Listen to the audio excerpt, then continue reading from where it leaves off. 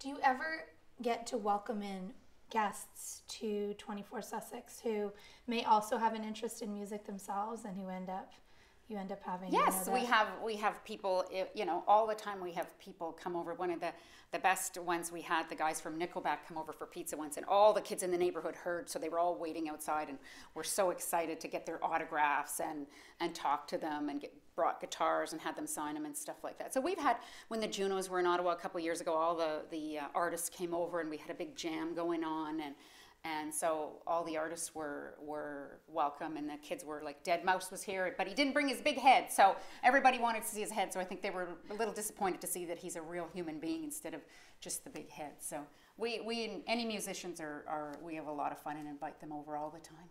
Who have been some of the most memorable, well-known visitors that you've had? Oh, we've had, I don't know, we've had different people for lunch, like, I don't know, we've had prime ministers, presidents, royalty has come, different. It's hard to, I'd have to go through my guest books, and you don't want to pick a favorite.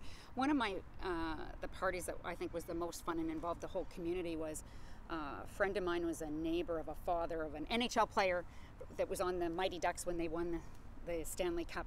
So he thought he was coming here to meet his parents, and it was his day to have the Stanley Cup.